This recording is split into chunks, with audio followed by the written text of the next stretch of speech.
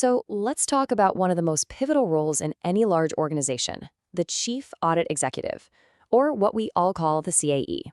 Today, we're going to break down exactly what this person does, all based on the latest 2024 Global Internal Audit Standards. Let's get right into it. Hey everyone, and welcome to Audit Guidebook. This explainer is a key part of our Module 3 series, which is all about getting deeper insights into internal audit. So whether you're a student just starting out, a new auditor on the job, or even a seasoned pro, this one's for you.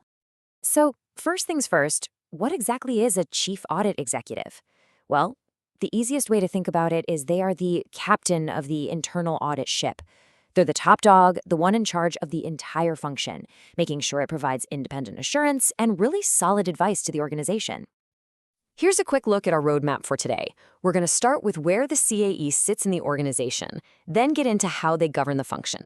After that, we'll cover the nuts and bolts of managing and delivering audits, how they communicate effectively, and we'll wrap up with the really interesting balance of authority and accountability. Okay, first up, the CAE's strategic position. This might sound a little bit like org chart stuff, but trust me, where the CAE fits in the company's hierarchy is absolutely fundamental to their effectiveness. It's everything.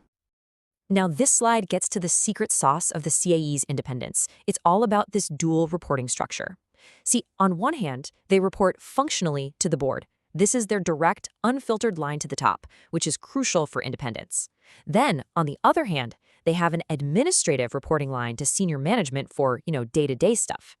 This setup is the bedrock that allows internal audit to stay objective. All right, moving on. Now that we know where the CAE sits, let's look at how they actually build the internal audit function. I want you to think of the CAE as an architect here. They design both the foundation and the blueprint for everything internal audit is going to do. So every good building needs a foundation, right? For internal audit, that foundation is the Internal Audit Charter. This is the official rulebook. The CAE develops it, and it has to get approved by the board. It clearly lays out what audit can and can't do, gives them the authority to access information, and locks in those reporting lines we just talked about. So, with that foundation in place, the CAE then draws up the blueprint, the internal audit strategy.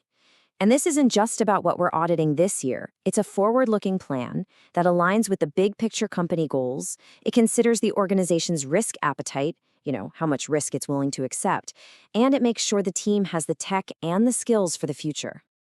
Okay, time to get into the action. This is where the rubber meets the road, managing and actually delivering the audits. This is all about how the CAE takes that strategy and that blueprint and turns them into real, tangible work. And you can't get anything done without the right gear. A huge part of the CAE's job is making sure the team has everything it needs to win. We're talking about the right people with the right skills, enough budget to get the job done, the best tools and tech, and of course, ongoing training to keep everyone sharp. So how does a CAE decide what to audit? You can't audit everything, right? It's all about being smart and focusing on what matters most. They use a risk-based approach. First, they identify the biggest risks facing the business.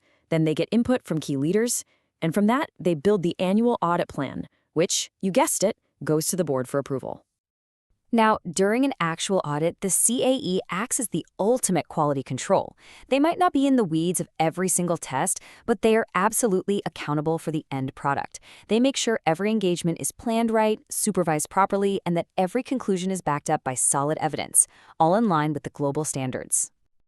And look, quality is not just a buzzword here. It's a non-negotiable. That's why the standards require every CAE to run a Quality Assurance and Improvement Program, or QIAP.